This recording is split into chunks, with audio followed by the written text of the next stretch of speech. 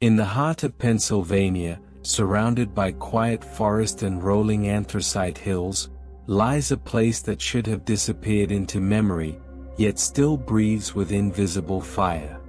A place where smoke rises from cracked highways, where the ground can open without warning, where the air itself can poison you. A place called Centralia, the American ghost town swallowed by an underground inferno that has burned for more than 60 years. This is the story of geology, disaster, disappearance, and the human heroism of those who refused to surrender their home, even as the earth burned beneath their feet. Long before Centralia was a town, long before the United States existed, this place was part of an ancient swamp during the Carboniferous period, 300 million years ago. Here, giant ferns, mosses, and towering lycopsids died and accumulated faster than they decayed. Layer upon layer of organic material sank into muddy basins. Over millions of years, heat and pressure transformed this buried plant matter into anthracite coal, the purest, hardest, and most energy-dense coal on Earth. Anthracite coal is not just fuel, it is geologic potential energy locked inside deep black seams. Its chemical structure is so carbon-rich that once ignited, it does not simply burn. It smolders with relentless persistence, creeping through cracks, devouring oxygen from the rock itself, and generating temperatures over 1000 degrees Celsius. The ground beneath future Centralia was a labyrinth of anthracite, veins stretching for miles, stacked in tiers, touching abandoned tunnels from long-gone mining operations. The geology that made the region wealthy also made it vulnerable. Because in anthracite country, a fire underground is almost impossible to stop. Centralia was founded in 1866, a typical coal town built along steep Pennsylvania hills. Its streets were lined with churches, bars, miners' row houses, and small shops. Coal was life. Coal was money. Coal was identity. For generations, men descended deep into the anthracite veins with lamps and picks. The mines echoed with hammer strikes, the rumble of carts, and the constant drip of groundwater leaking through sedimentary layers. The people worked hard, but they thrived. They built families, schools, and communities. In its peak days, Centralia was home to over 2,700 people, a proud, tightly knit mining town. But beneath the town, the old tunnels remained, empty, abandoned, and poorly mapped. A silent maze. A ticking geologic fuse. Memorial Day, 1962. A routine decision set the stage for one of the world's most infamous underground fires.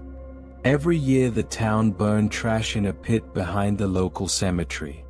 This year, what no one knew was that the trash dump had hidden openings, breathing holes leading straight into the labyrinth of old coal seams. When firefighters lit the garbage, flames slipped into a thin, forgotten vein of coal directly beneath the town. The anthracite caught fire.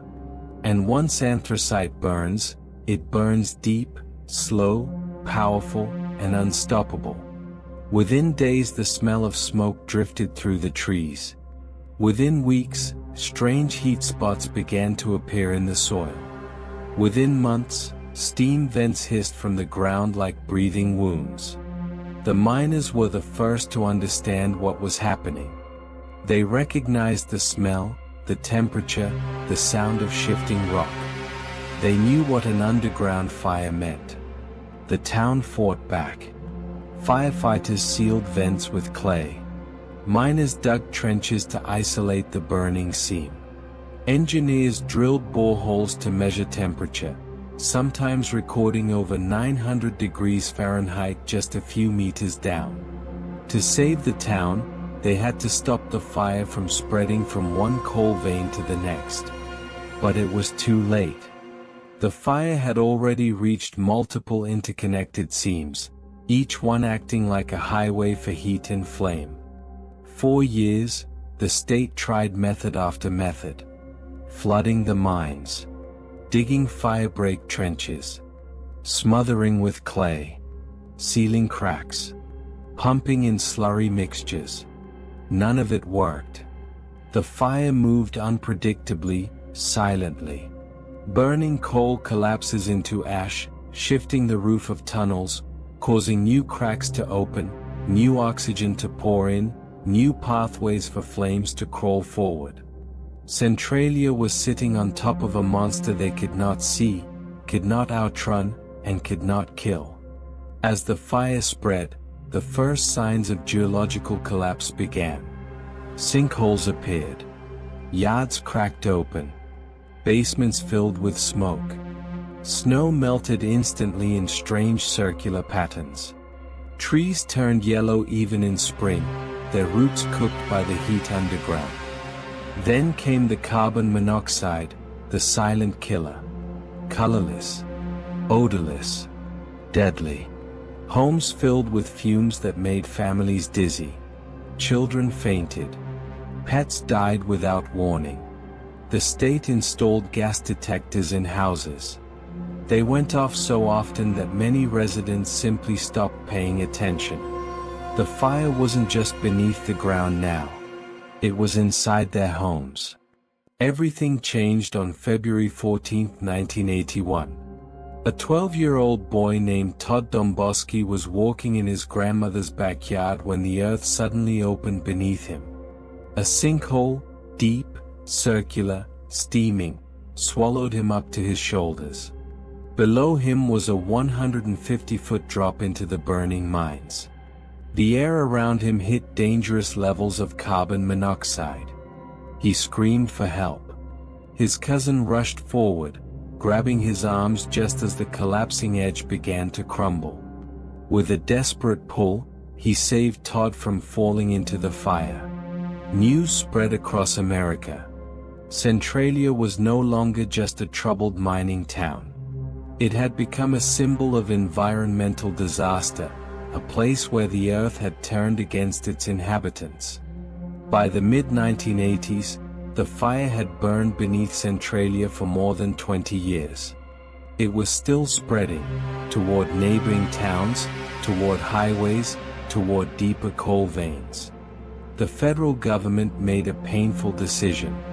In 1984, $42 million was allocated to relocate the entire town. Neighbors who had lived beside each other for generations packed their belongings and left. Houses were knocked down. Schools closed. Businesses shut their doors for the last time. Even cemeteries were threatened as fire crept under the hills. One by one, buildings vanished. Blocks that once held families, laughter, and memories became empty fields. Vegetation grew over old streets. The town began to fade from the map. But the fire did not fade. In 1992, the state used eminent domain to condemn the entire town. Most of the remaining residents were forced to leave. Yet not everyone left. A small group of Centralia's last citizens refused to abandon the place they had lived their entire lives. They said Centralia wasn't just a town, it was identity, history, legacy. They became known as the Centralia holdouts. They lived without municipal services. They repaired their own roads. They maintained their own homes. They faced heat vents and ground cracks with vigilance. They lived with gas alarms on every wall. Some called them stubborn. Others called them foolish. But many called them heroes, guardians of a dying place. They fought endless legal battles to keep their homes. For decades they stood firm, even as the world around them turned into a ghost town. In 2013, after years of negotiation, the state granted the surviving residents a final agreement. They could live the rest of their lives in Centralia. But when they died, their properties would belong to the state. Today fewer than 10 people remain. The Centralia of today is unrecognizable. The famous graffiti highway, once cracked by fire and covered by smoke, became an attraction for explorers and artists until it was buried by the state in 2020. The town grid still exists, but the houses do not. Most lots are grass, trees, and silence. Nature has reclaimed almost everything. And below it all, the fire still burns. Scientists believe the underground inferno will continue for another 100 to 250 years, until the coal seams feeding it are completely consumed. A town that once thrived on coal was destroyed by coal. Centralia is one of the world's most powerful demonstrations of how geology and human activity can intersect with catastrophic consequences. Geological truths from Centralia. Coal burns underground for centuries because its carbon density and oxygen channels make it self-sustaining. Old abandoned mines form perfect pathways for fire spread, like tunnels in a termite nest. Anthracite regions are fragile, prone to collapse, venting, and subsurface instability. Human attempts to control geologic systems are often limited by cost, unpredictability, and scale. Environmental disasters can be slow, invisible, and relentless, just like geological processes themselves.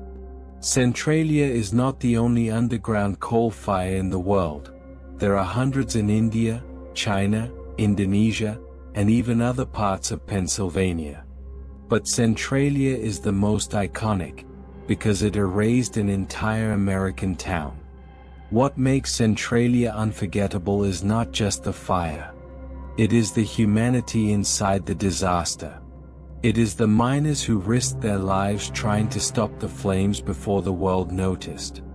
The firefighters who descended into smoke-filled tunnels. The engineers who worked in heat so intense it melted metal equipment. The families who endured gas poisoning, ground collapses, and displacement with courage. The holdouts who defended the last breath of their hometown. Centralia's story is a geological tragedy, but also a human epic. A reminder that communities are not buildings, they are bonds.